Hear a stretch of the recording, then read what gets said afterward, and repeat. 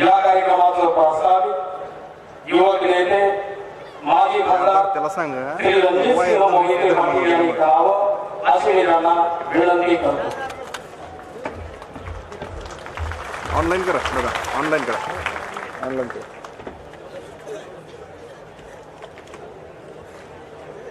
कार्यक्रमाचे प्रमुख अतिथी आणि आपल्या विनंतीला मान देऊन उपस्थित राहिलेले केंद्रीय रेल्वे मंत्री आदरणीय सुरेश प्रभू साहेब, सोडू नका दादा, थांबा. कार्यक्रमाचे अध्यक्ष हां विधान परिषदेचे सभापती आदरणीय रामराजे नाईक निंबाळकर साहेब, दादा ओके दादा ओके का? जन्मशताब्दी महोत्सवाचे नाही तुम्ही तुमचं फ्रेंड अध्यक्ष कलर बॅलन्स बघा, आणि सहकार खाली मंत्री नको जाऊ म्हणू त्याला. सन्माननीय सुभाष बापू देशमुख साहेब, आपल्या विनंतीला मान देऊन उपस्थित राहिलेले राज्यसभेचे खासदार युवराज संभाजीराजे, आदरणीय वदनरावजी कदम साहेब, आदरणीय शंकररावजी गोळे साहेब, आदरणीय मधुकररावजी चव्हाण साहेब, जास्त वर जाते का? लोकसभेचे खासदार माजी मित्र सन्माननीय धनंजय महाडिक साहेब, माजी मंत्री केंद्रीय मंत्री सन्माननीय माजी मित्र प्रदीप पाटील साहेब, हर्षवर्धन पाटील साहेब, आपले नेते आदरणीय दिलीपजी सोपत साहेब, व्यासपीठावरती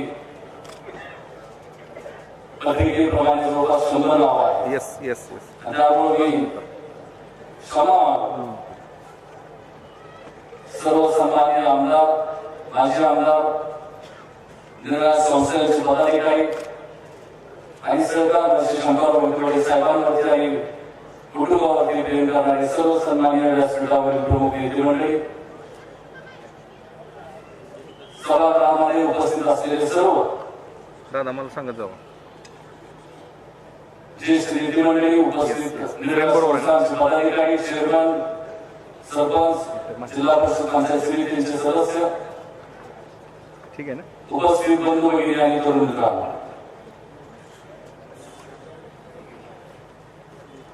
प्रथमतः आदरणीय सुरेश प्रभू साहेबांचं एवढ्या व्यस्त वेळेमध्ये, एवढ्या धावपळीच्या वेळेमध्ये देखील आदरणीय विजयसिंह मोहिते साहेबांनी विनंती केली आणि आपल्या विनंतीला मान देऊन उपस्थित राहिले, त्याबद्दल त्यांचं आणि वहिनींचं दोघांचंही मनापासून स्वागत या ठिकाणी करतो.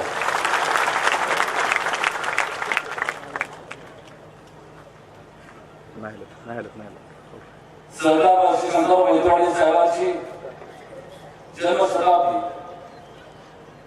साजरी करत असताना हो हो रेकॉर्डिंग चालू. सर्व तालुक्यातील प्रमुख नेते मंडळी, कार्यकर्ते येस. एक भव्य दिव्य अशी त्याची सुरुवात झाली पाहिजे हाल चालू होती ते दादा. आणि गेले 2 पिढ्यांचे संबंध असलेले सगळे आपले प्रमुख नेते मंडळी, कार्यकर्ते त्या सभेला उपस्थित राहिले पाहिजे, तशा प्रकारचा मनोदय व्यक्त केला. आणि आज मला आवर्जून थोडस पाठीमागे जाऊन सुरुवात करायची. सरकार पक्षाची सामाजिक राजकीय कार्यकर्ते सुरू करत असताना त्यांचे बंधू सर्व आणि आदरणीय बाबा, त्या दोघांच्या बरोबर ठिकाणी गावड्याचं राजकारण, गावापासून राजकारणाला, समाजकारणाला सुरुवात केली दादा मी सोडत नाही. आणि अतिशय खडतर अशा परिस्थितीमध्ये येस येस. शिक्षण सुद्धा घेता आलं नाही. 4थीला शाळेत असताना हात काढतो, हात काढतो. दुष्काळ पडला आणि वर्गामध्ये गेल्यानंतर फी भरता आली नाही. मागं कोणतर बांधले बघा. पास आणि फी होती ती देखील भरता आली नाही आणि शिक्षकांनी वर्गामध्ये परवानगी दिली नाही. अशा सगळ्या परिस्थितीमध्ये ज्यांनी जीवनाची सुरुवात केली, नोकरी मागायला गेले, नोकरी मिळाली नाही, पण त्याचबरोबर समाजकारणाची राजकारणाची मेन पाहुणं घ्या ना, मेन पाहुणं घ्या ना. राजकारणामध्ये राजकारणामध्ये आले आणि समाजकारणामध्ये राजकारणामध्ये आल्यानंतर सुरुवातीला त्यांच्या 50व्या वाढदिवसाला त्यांचा सत्कार करण्यात आला. 5,000 रुपये म्हणून देणगी गावाला दिली. स्वतःचे 5,000 रुपये असे 10,000 रुपये घेऊन 1947 साली विजय वसतिगृहाची सुरुवात केली. 11 विद्यार्थी त्यावेळेस त्याच्यामध्ये दाखल झाले आणि त्याच्यानंतर एकेका संस्थेला उभारणी करायला सुरुवात झाली. पण ज्यावेळेस ऊस घ्या म्हणून ऊस घालण्यासाठी म्हणून कारखान्यामध्ये गेले आणि नाकारला, त्यावेळेस स्वतःचा कारखाना उभा करायची अशा प्रकारची मनोदय त्यांनी व्यक्त केला. आणि आदरणीय रामराजे नाईक निंबाळकर साहेबांचे आजोबा आदरणीय बालाजीराजे त्यावेळेस मुंबई प्रांताचे पाटबंधारे खात्याचे मंत्री होते. त्यामुळे कारखाना सुरू करण्याच्या अगोदर आदरणीय बालाजीराजेला भेटले आणि जो आपला एनआरपीसीचा कॅनल होता पण तो बारमाही नव्हता. ते बारमाही करून 44 फट्याचं काम असेल, उजनी धरणाचं जमीन त्यावेळेस उपलब्ध होत नव्हती. त्या उजनी धरणासाठी म्हणून जमीन उपलब्ध करून द्यावी शेतकऱ्यांनी, त्यासाठी म्हणून त्यांनी प्रचार केला आणि आदरणीय बालाजीराजेंनी अगदी सकारात्मक भूमिका घेऊन त्या पाण्याची व्यवस्था केली. आणि त्याच्यानंतर जो आज आपला सहकार कृषी कारखाना 1962 साली पहिलं गळीत 1963 साली त्याची सुरुवात झाली.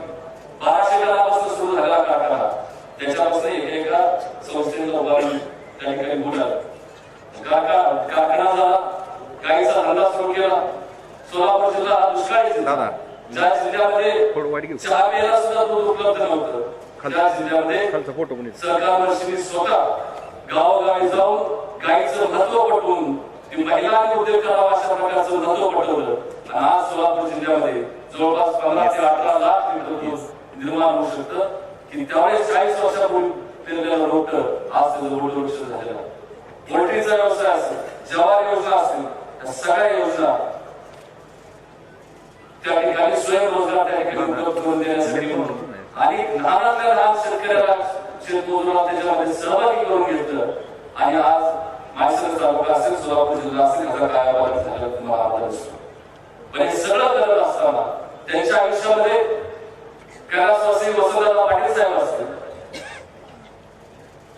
व्यासपीठावरती उपस्थित असलेले आदरणीय शंकरराव गोले साहेब असतील, कैलासवासी बाळासाहेब देसाई साहेब असतील, कैलासवासी तात्यासाहेब कोरे असतील, विदर्भातले शिंगणे साहेब असतील, त्यांचे जीवन मित्र यशवंतराव मोहिते साहेब असतील, रका खाडेकर साहेब असतील, आनंदराव पोपटे असतील, व्यासपीठावरती उपस्थित असलेले मधुराव चव्हाण साहेब असतील, किंवा आदरणीय श्रीमान परिचारक साहेब असतील, मारवाडी वकील असतील, ब्रह्मदेव दादा असतील, भाऊराव पाटील आंबेडकर, व्यासपीठावरती उपस्थित असलेले गिरधरदास देवी, शिवदारी अण्णा, आप्पासाहेब काळादी, काकासाहेब साळुंखे, बॅटरी चांगली ना, ज्येष्ठ गणपतराव देशमुख साहेब, आदरणीय कैलासवासी शंकरराव भाऊ, रतनचंद्र ही अनेक मान्यवर त्यांच्या त्यावेळेच्या सोबतीला कार्यकर्ते म्हणून, सोबती म्हणून, नेते म्हणून या सगळ्यांच्या ताकदीनं, सगळ्यांच्या बळावरती हा सगळा कायापालट झालेला तुम्हाला दिसतो. ते एकच होत. राजकारणामध्ये, समाजकारणामध्ये येत असताना मंत्रिपद नको, पण विकासात्मक, रचनात्मक काम करायचं ही त्यांची भूमिका कायम राहील. आणि त्यामुळे मंत्रिपद मिळत असताना सुद्धा देखील त्याच्या बदल्यामध्ये पाण्याचा प्रश्न कसा सोडवता येईल, त्याच्या बदल्यामध्ये तरुणांच्या हाताला रोजगार कसा मिळेल, ह्या संदर्भातली सातत्यानं त्यांनी भूमिका घेतली.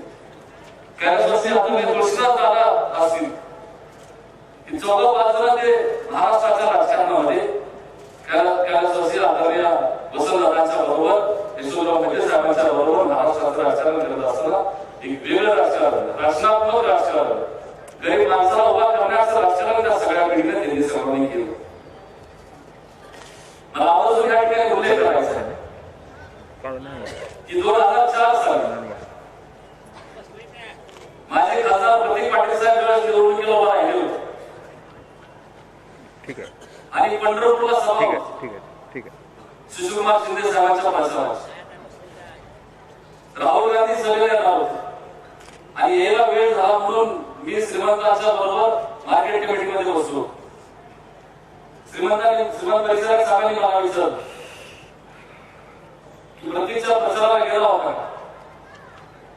त्यावेळेस मी महाराष्ट्र प्रदेशचा अध्यक्ष होतो. मी म्हणलं नाही श्रीमंत गेलो नाही. परिचारक साहेब म्हणले की वसंतदादांचे उपकार आहे आपल्यावर.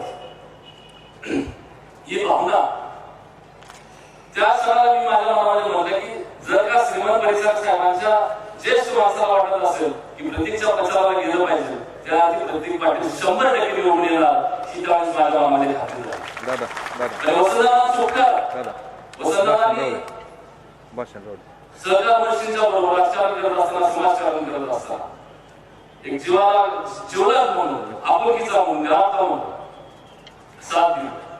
सहकार मशीनच्या पश्चात तिघ घ्यायला तिघ अनेक संकटात येत असताना सुद्धा वसंतदादा आपल्या बरोबर आहे. शंकर सहकारी साखर कारखाना लिक्विडेशन मध्ये निघाला. दादा चितळेंचा कारखाना होता. काय खंड वगैरे त्यावेळेस सहकार मशीनने जिल्हा मध्यवर्ती बँकेचे चेअरमन म्हणून तो विकत घेतला. माझं घेऊ माझं वाटतं आणि विकत घेत असताना तो खासगी करता आला असता, पण तो खासगी केला नाही. तो सहकारी केला आणि आमची सगळी जमीन कारण म्हणून त्या ठिकाणी ठेवली. त्यावेळेस जर का काय बरं वाईट झालं असतं तर आज रणजित सिंह मेहती भाषणावर राहिला नसता. तर तो खासगी न करता कॉपरेटिव्ह केला आणि समाज हिताचं त्या ठिकाणी कसं त्या ठिकाणी उपयोग येईल अशा प्रकारचं काम त्या निमित्तानं त्यांनी घडवून आणलं. 1971 साली 17 मे 1971 साली आई दादांचं लग्न झालं आणि त्या लग्नामध्ये अनेक ठिकाण झाले. कोण म्हणलं की 1 लाख लोक जेवायला घातले. सहकार मशीनने ते खोडून काढलं. 1 लाख नाही, 1,18,000 लोकांना जेवायला घातलं. कारण की प्रत्येक उमऱ्याच्या बाहेर मी हात उचलला आहे आणि माझं कर्तव्य बनतं की माझ्या ज्येष्ठ पुत्राच्या लग्नाच्या वेळेस त्या सर्वांना निमंत्रण देणं हे होतं. त्यावेळेस त्या संबंधित प्रश्न करणाऱ्यांना त्यांनी दिलं. पण त्या लग्नाचे अनेक किस्से असतील, पण ऋणानुबंध वेगळे आणि मला त्याचा आवर्जून उल्लेख करायचा. सिद्धराम मेत्रे साहेब या व्यासपीठावरती ते बर्फ टाकला, एवढं जेवण झालं तेवढं जेवण झालं सगळ्यांना माहित आहे. पण त्यावेळेस लग्नामध्ये पानं खायचं पान कमी पडलं आणि सिद्धराम मेत्रे साहेबांच्या वडिलांनी साथी कापानी ट्रक भरून पानं पाठवली आणि त्याच्या बदल्यामध्ये सहकार मशीनने ट्रक भरून साखर मागायला पाठवली. अजून 2 लावा पडले. करमाळा तालुक्यातले आपले पुढारी वसंतराव पंडित